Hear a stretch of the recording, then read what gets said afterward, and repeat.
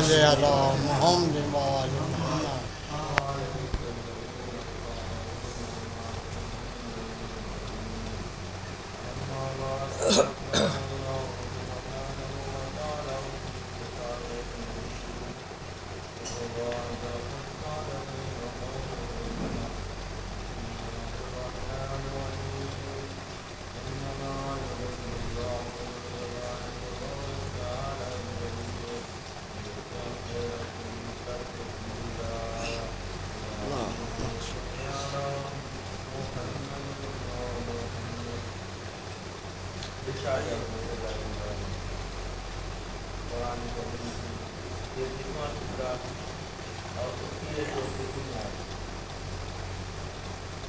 دوبارہ ایمان کی طہارت کی سند ملی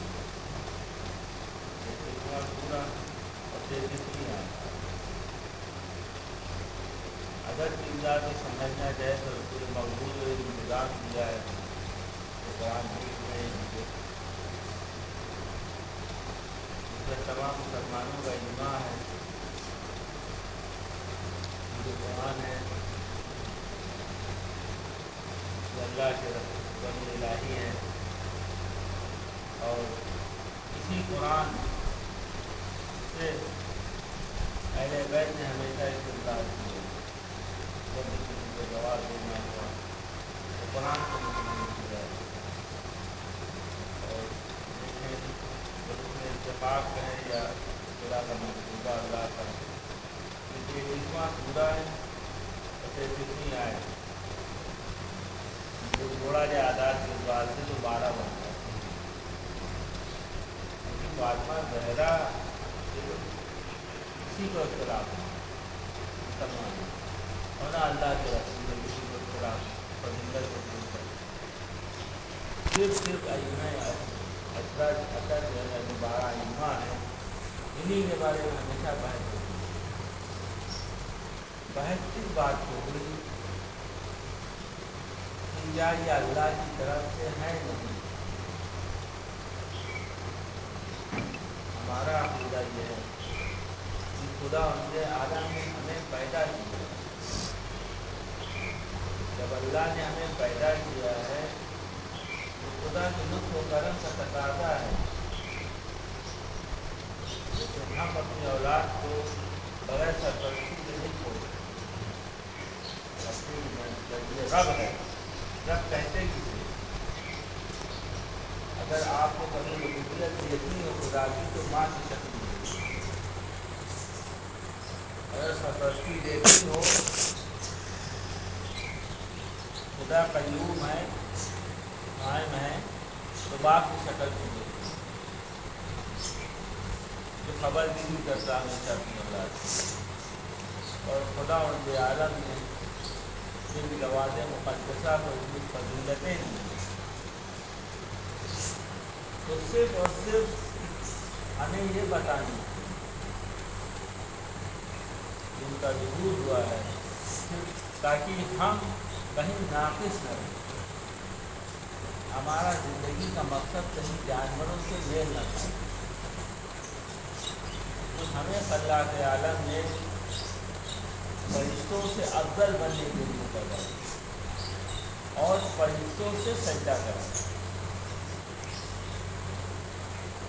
جب روز اول شیطان نے انکار کیا تھا تو یہی کہا کہ ہم آپ سے بنے ہیں خدا سے کیا تو شیطان پہلے پارے میں شروع اسلام وہیں ابھی سورہ بقرہ میں ذکر ہوتا پوری تو انسان شیطان کا فالوور کب بن گیا شیطان کی شروعات کہاں سے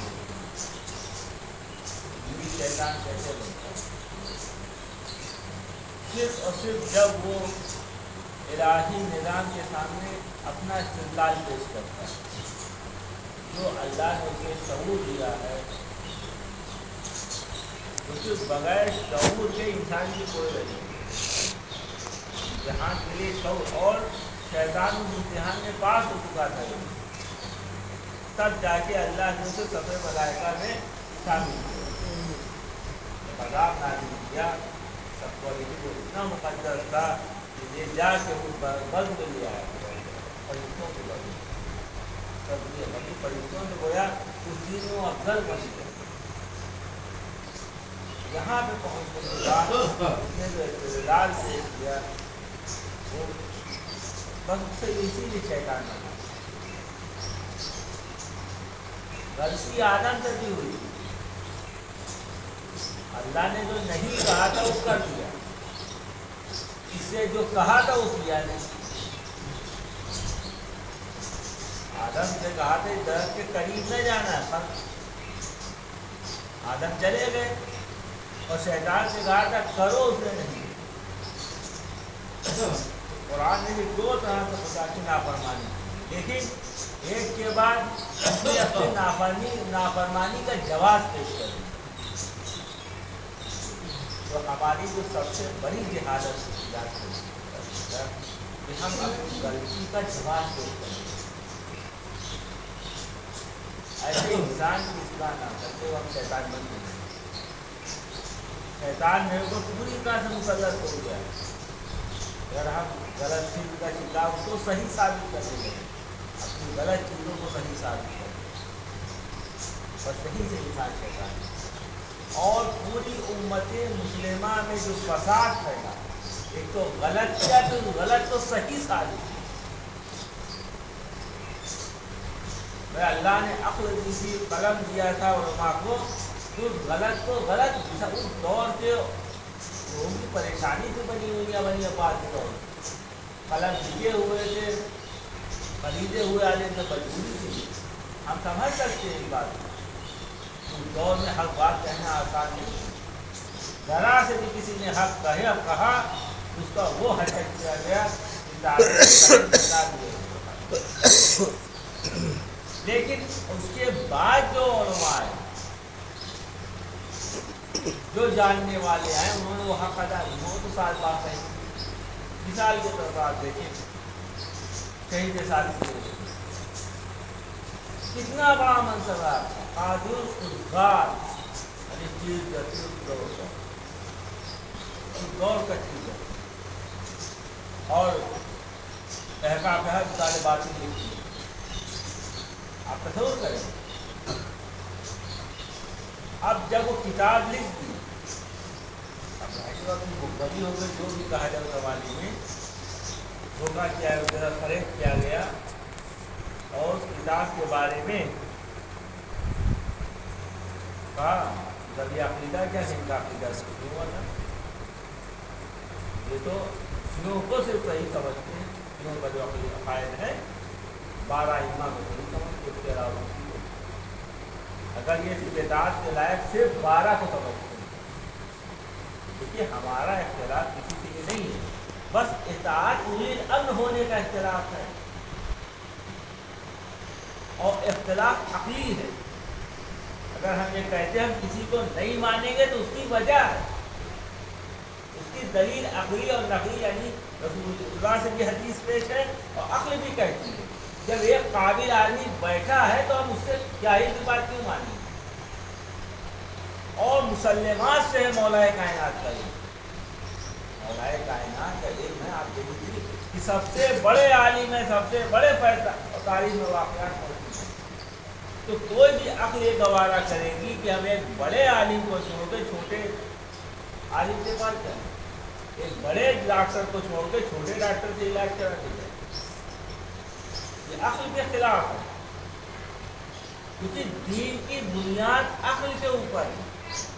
جہاں عقل ہوتی ہے وہاں دین, یعنی حساب و کتاب وہی ہوتا ہے جہاں عقل ہوتی ہے. جہاں عقل نہیں ہے, دیوانہ ہے, تو معلوم بچہ ہے, اس کو کوئی حساب کتاب نہیں. تو خداوند اعلیٰ شہید صالح علیہ الرحمٰن نے جو قربانی اس وقت وہ چاہتے تو تخیہ کر سکتے تھے, چاہتے کر سکتے تھے, لیکن انہوں نے نہیں کیا. کیونکہ وہاں حق کو قبول کرنے والے لوگ تھے. بنی امیہ بنی عباس کا دور نہیں تھا. دونوں تخیہ نہیں کیا, بلکہ کہا جو ہے وہ صحیح ہے. مناظرہ کرو, اگر تمہیں شکر دے دو. ظاہر کی بات مناظرہ ہو نہیں سکتا, باتیں سب صحیح تھی. تو اس کے نتیجے میں انہیں اہل بیت کی محبت جاتے حق کہنے کے حق میں کہ حق تو لکھ دی لیکن کی قیمت ادا کرنی پڑی شہادت. لیکن آپ غور کریں شہید ثالث کی علمی باتوں کا کوئی جواب نہیں دیتا. قلم کا جواب قلم سے دینا چاہیے. قلم مجبور ہو گئے تو زبردست یہ ہوتی ہے شہادت. ایک غلط بات کو صحیح بنا کے جب پیش کیا جاتا ہے. اسی لیے حدیث میں 2 آدمیوں نے میری کمر توڑ دی. اللہ کے رسول کہتے ہیں اللہ کی کمر توڑنے کا مطلب رسالت، جو رسالت کا مشن ہے، جو رسالت کے آنے کا مقصد ہے، جو خدا کا الہی نظام ہے، اس کا مقصد قیام کرنے کا اندر یعنی رسول اللہ کی کمر توڑنی عدل اور صداقت کی کمر انسان معاشرے برباد ہو جاتا ہے. 2 چیزیں، ایک وہ عالم جو عمل نہیں کرتا جانتے، اور وہ جاہل جو نہیں جانتا اسے کرنا چاہتا.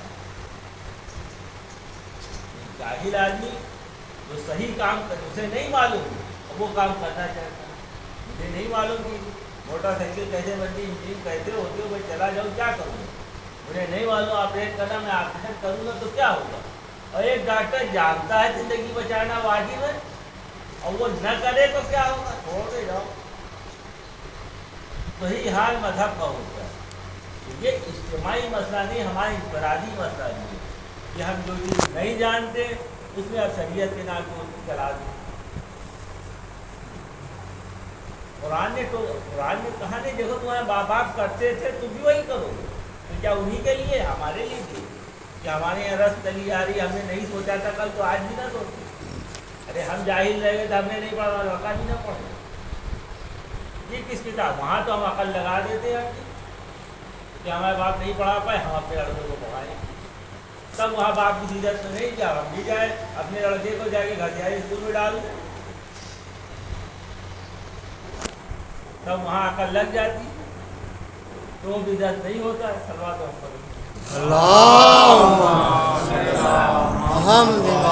محمد شیطان کا ہوتا ہے اس جب انسان غلط کا خود.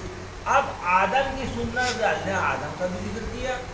جناب آدم علیہ السلام سے بھی ترک اولا یعنی غلطی نہیں کہتے، یعنی نبی تھے تو خدا نے ان کے بارے میں بھی بتا دیا دیکھو انہوں نے ایسا کیا تھا تو ہم نے کیا کیا. متنبع کا دیکھو تمہارے باپ نے یہ کیا تھا دیکھو ان کے ساتھ کیا ہوا. دیکھو کھلا ہوا دشمن ہے تمہارا. تو شیطان کو پہچاننے کا شیطان کے صفات اللہ نے بتا دی کہ شیطان انسان ہوتا کب ہے اور شیطان نوا کب ہوتا ہے. شیطان وہ ہوتا ہے جو انسان کو اللہ کی نافرمانی پہ ابھارتا ہے، وسوسے پیدا کرتا ہے. کرتا نہیں ہے کہ ہمارے دماغ میں کوئی ایسا بس ہمیں غور کرنا چاہیے کہ کوئی ذہن میں کوئی وسوسہ ایسا آ رہا ہے جو اطاعت الہی کے خلاف ہے تو بھلے شیطانی وسوسہ ہے، بولو کتنی دل فریبی ہو، کتنی چمک دمک ہو نافرمانی میں، شیطان اسی کو وسوسہ کرے. اور اگر کوئی ہم نے غلطی کی تو عذر نہ پیش کریں اللہ کے سامنے، بندوں کے سامنے. تو اللہ نے کہا ایک روایت سے صلوات و محمد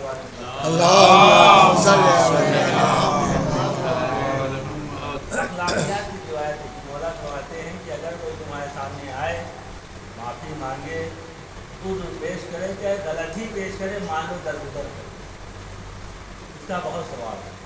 چشم پوشی بھی سکھایا جاتا ہے جان میں، لیکن اب غلطی مان رہا ہے درگزر کری ایسے بہانے بنا ٹھیک ہے کیونکہ اچھائی کے لیے بہانے بنا رہا تھا. برائی کی ہے کہ غلطی نماز نہیں پڑھتا ہے تو صبح کی ٹھیک ہے قضا ہو گئی، کچھ ہو گئے تھے، زیادہ دوا کھائی تھی، کیا ہوا تھا، بندہ ہو گیا تھا، یہ کر کے کہہ رہا ہے تو اچھا آپ اچھے طرف آئے اسے چشپوشی کرو. تو جب اچھائی کی طرف بڑھتا ہے یعنی ایک انسان یاد رکھیے گا یعنی وہ خدا کے راستے پہ جا رہا ہے. ایک انسان اگر وہیں کھڑا ہو گیا ہے وہ اس سے بدتر ایسے کرتے احساس ہوا اب وہ اچھا بن رہا ہے یعنی خدا کے بات پہ لبیک کر رہا ہے، شیطان کا ان کا شیطان سے برات کر رہا ہے. اب یہاں پہ خداوند عالم فرماتا ہے دیکھو پریشانی وہیں سے شروع ہوتی ہے. جہاں سے ہم اپنی غلطیوں پر اکڑ جاتے ہیں، بہت بڑا گناہ ہے غلط کام کر کے اس کی تعبیریں پیش کریں. اور یہی دیکھتے تھے یہودی علماء سے لعنت ہوئی ہے. کسی کو کہتے ہیں شریعت آپ کو بدل ہے. شریعت کو منسوخ کرنا کیا ہوتا ہے؟ خدا نے کہا تھا ایسے شریعت خالی نماز روزے منسوخ نہیں ہوتی کہ ہم ہاتھ باندھ کے کھڑے ہو جائیں یا ہاتھ پیچھے باندھنے لگے نماز میں. یہی شریعت کا مذاق نہیں، بلکہ نماز کے ذریعے ہم فساد پھیلا رہے ہیں. تو نماز کے ذریعے سے فساد کم ہونا چاہیے تھا، فحشاء و منکر کو دور ہونا چاہیے، معاشرے سے پاکیزہ ہونا چاہیے. تو نماز مسجد اور امام باڑے کے ذریعے ہم فساد پھیلا رہے ہیں، تو اس کے مطلب کہ ہم وہ شیطانی منصوبے کو پورا کریں.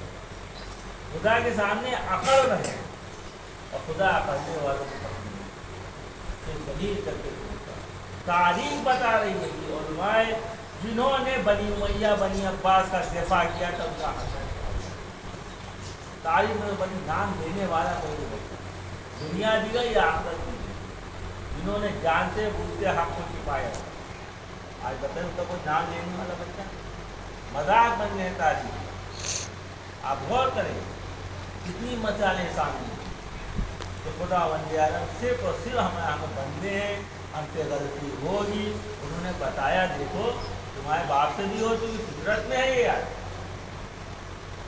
فطرت میں ہے غلطی کرنا، لیکن اس غلطی پہ کبھی اکڑنا نہیں بلکہ توبہ کرنا. اور توبہ انہی وسیلے سے کر لینا. اسے دعا کے مقدسہ بتائیں جب غلطی ہو جائے یاد رکھیے گا ایک بہت بڑی المیہ ہے ہماری فہموں کا سوچ کا ہمیں دیجیے تو کیا ہے. اہل بیت کے پاس جب لوگ آتے تھے دشمن بھی آتے تھے دوست بھی آتے تھے. اہل بیت کے چاہنے والے بھی اہل بیت کے پاس آتے تھے، اہل بیت کے دشمن بھی جب پریشان. اہل بیت کے دشمن جب آتے تھے جب دنیا خطرے میں پڑتی تھی تو دنیا کے لیے آتی. مثال کے طور پر قحط پڑ گیا ہے، فاقے ہو رہے تو جانتے ہیں لاکھ دشمن ہیں یہ دے دیں گے. امام حسین اہل بیت جب بانٹتے تو شکلیں نہیں دیکھتے تھے. آج ہم نے دیکھتے ہیں یہ کیا جتنی گالیاں دی ہیں، برا کہا، دشمنیاں کی ہیں، لیکن یہ چہرہ تو چہرے سے ملے گا نہیں. اور اہل بیت کے چاہنے والے جو اہل بیت کے پاس آتے تھے وہ ہمیشہ آخرت بنانے کے لیے آتے. ہم غور کریں، میں اپنے لیے کہوں کہ میں اہل بیت کے پاس کیوں آیا ہوں، میں اس مجلس میں کیوں آیا ہوں. کیا آخرت بنانے آیا ہوں یا دنیا کی کوئی حاجت پوری کرنا چاہتا ہوں؟ میں یہاں آیا ہوں، میں آپ کے سامنے بیٹھا ہوں، گفتگو کر رہا ہوں، کیا دنیا کے لیے آیا ہوں یا آخرت کے لیے؟ اہل بیت کی محبت کو میں پل بنا رہا ہوں اپنے لیے، دنیا کے لیے یا آخرت کے لیے؟ دنیا میری خیریت سے گزر جائے یا آخرت خیریت، مقدم کیا ہوتا ہے؟ دنیا بری چیز نہیں ہے جب تک وہ آخرت کے راستے میں نہ آئے. جب ہم دنیا جب آخرت سے قریب کر رہی ہو تو وہی دنیا اچھی ہے، وہ عبادت گاہ ہے. دنیا اچھی ہے جو آخرت سے قریب ہوتی ہے، اسی کو دنیا پہ اس کی تعریف کی گئی.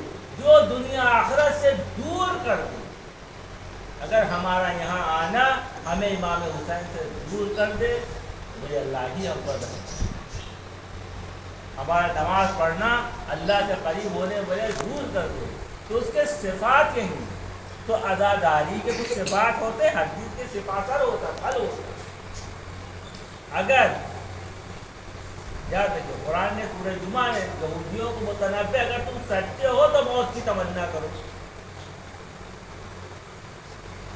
اگر تم سچے ہو اپنے قول میں کہ تم بہت اچھے ہو، بہت افضل ہو، جنت تمہارے ہاتھ میں آ گئی ہے، اللہ جہنم میں نہیں ڈالے گا، تو پھر موت کی تمنا کرو. اگر یہ ہمیں یقین ہو گیا ہے کہ ہماری جنت پکی ہے، ہمیں کچھ کرنے کی ضرورت نہیں، تو موت کی تمنا میں بیٹھے گا. میں اپنے بات اگر مجھے یہ یقین ہو گیا ہے میری جنت پکی ہے، امام حسین نے ہمیں سرٹیفکیٹ دے دیا ہے، تو پھر یہاں کا ہے بیٹھے تمنا کرو موت کی. تو قرآن نے کبھی نہیں کرنی. کیوں؟ کیونکہ جو کر چکے انہیں تمنا نہیں کرنی.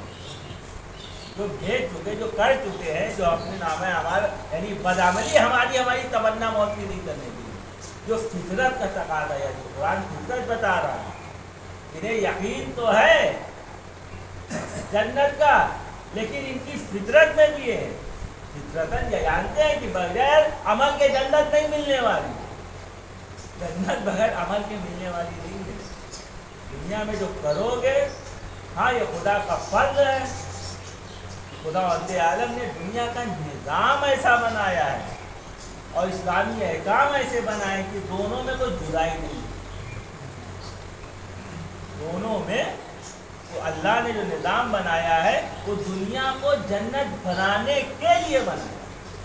ہمارے مزاج میں جنت ہے نا، تو خدا عالم جو تنم و تنبے کر رہا ہے، بار بار سب سے بڑی انسان کی غلطی ہوتی ہے کہ انسان غلط کر کے اکڑنے لگتا ہے، اپنی غلطی پہ نادم ہونا، خدا نے اس کو بھی عبادت قرار دیا۔ آپ دیکھیں معصوم فرماتے ہیں جب انسان کو توبہ کرتا ہے، یہاں کل تک غلط تھے اور توبہ کے لیے زبان سے بھی ضرورت ہے، انسان خالی دل میں احساس ہی، ہاں خالق تیری نافرمانی ہے، بندہ ہوں، بندگی بھول گیا تھا واپس آ، ہم انسان کو خدا کے بندے ہیں تو اس کے لیے زبان نہیں، بھول گئے تھے اب یاد آ گئے، تو ذکر الہی کے معنی کیا ہے؟ اللہ کو یاد رکھ، تو اللہ تمہیں یاد رکھ، اللہ تمہیں نہیں بھولے گا، یعنی اپنے کو مخلوق سمجھو، خالق کو اپنے کو مختار سمجھو کہ ہم گناہگار ہیں، ہم تو مالک ہے، ہم محکوم ہے تیرے، یہی انسان کی توبہ ہو۔ جب انسان ایسا سوچ لیتا ہے تو خدا عالم فرماتا ہے اس میں جس کی توبہ کو قبول کرتے، واقعات اگر کر رہا ہے، اگر مجھے مالک، جہاں تو کوئی پردہ ہے خدا و بندے کے درمیان تو پردہ ہے نہیں، کوئی بدماشی اور پراڑ یا مکاری تو چل نہیں پائے گی، کہتا نا خدا تو جانتا ہے دل ہمارا، لوگ لاکھ کہیں کہ بڑا دکھاوٹی نہیں، خدا تو جانتا ہے کس نیت سے توبہ کر رہا ہے۔ اب خدا کے سامنے جب گڑگڑائے، میں خالی احساس نہیں کیا پڑھا میں نے غلط کیا، تو خدا کہتے ہیں سارے گناہ معاف، اور کیونکہ خدا نے ہمیں ملک سے افضل ہونے کے لیے بنایا، یہ جو فرشتے تو بیٹھے حساب و کتاب کر رہے ہیں، تو حساب و کتاب کے دفتر سے تو خدا محو کر دیتا ہے، نامہ اعمال میں لکھا ہوگا تو فرشتے پڑھیں گے، وہاں سے بھی ڈیلیٹ ہو جاتا ہے، اور خدا جب فضل کرتا ہے، مانی میں نے 10 سال کسی غلط کام میں گزارے ہیں اور اس کے بعد ہم نے توبہ کی، تو خدا کہتا ہے اس کے 10 سال گناہ سے بدل کے نیکی میں، یہ قرآن کی آیت ہے، 10 سال نیکی تبھی انسان باقی توبہ کرتا، ہم نے 10 سال خدا کی نافرمانی، تو اب خدا کہتا ہے 10 سال نیکیوں میں لکھ دو، اب اس سے بہتر کیا ہے خدا کا نام، یہ کب ہوگا؟ جب عقلیں گے، جب سمجھیں کہ ہم نے غلط کیا، تو یہی جناب کو احساس ہے، معرفت ہے، جانتے ہیں کہ کچھ غلط کیا، یہ صحیح نہیں۔ حسین فرزند زہرا، حسین جوانان و جنت کے سردار ہیں، یہ کیسے جنت؟ ایسا کیسے ہوگا کہ حسین کو عطیت دے کے جنت مل جائے؟ اب چلے آدور ہو تڑپتے ہیں اور صبح ہوتے ہوتے حسین کے قدموں پہ آ جاتے ہیں، قدموں پہ آتے ہیں، کہتے ہیں کیا میرے لیے توبہ ہے فرزند رسول؟ اور خدا کی مغفرت کا دربار حسین ہے، امام حسین یہ نہیں کہتے ہیں بلکہ کہتے ہیں اپنا چہرہ تو اٹھاؤ، تم ہو کون؟ یعنی احساس ندامت ہی نہیں ہونے دیتے، اور کہتے ہیں میں نے معاف کیا، مجھے اللہ نے معاف کیا۔ اس کے بعد مولا سے اجازت طلب کرتے ہیں، تو کہتے ہیں مولا میرے بیٹے کو منع کیا، آپ کے بچے اللہ کی صداؤں سے تڑپ رہے ہیں، میرا بیٹا بھی مقبول میں غلطہ ہو تو شاید میری غلطیوں میں کچھ نافرمانی اور کچھ کفارہ ہو۔ بیٹے کو اجازت دلاتے ہیں، بیٹا جاتا ہے، زبردست جنگ کرتا ہے، اور زمین کربلا پہ آتا ہے تو اپنے باپ کا آواز دیتا ہے۔ آپ دیکھیے شرافت نفسی حسین کی، ادھر بیٹے نے باپ کو آواز دی، خود پہنچو اس سے پہلے حسین پہنچ جاؤ، خود کے لاشے کو، خود کے بیٹے کو لاشے کو اٹھا لیتے، کہیں ایسا نہ ہو دشمن سر و تن میں جدائی کر دے۔ اللہ اکبر کوئی بے احترامی کرتے لاتے ہیں رکھتے ہیں، لیکن اللہ اکبر یہی حسین ہوتے ہیں جب علی اکبر آواز دیتے ہیں۔ مقاتل لکھتے ہیں کہ حسین کی آنکھوں کی بصارت جواب دے جاتی ہے، کہتے ہیں بیٹا کہاں ہو آواز دو، گھوڑا آستین پکڑتا ہے، علی اکبر کے سرہانے لے کے جاتا ہے، علی اکبر کا لاشا اٹھاتے ہیں۔ کس طرح سے اب حسین کی مظلومی آتے تھے، جب علی اکبر کا لاشا دشمن کے ہمت نہیں پڑ رہی تھی حسین، جب تک حسین کے ہاتھ میں تلوار تھی، لیکن جب دونوں ہاتھوں میں لاش آیا ہے تو مقاتل دشمن ٹوٹ پڑے چاروں طرف سے علی اکبر کے اوپر اور ٹکڑے ٹکڑے کر دیتے ہیں تاکہ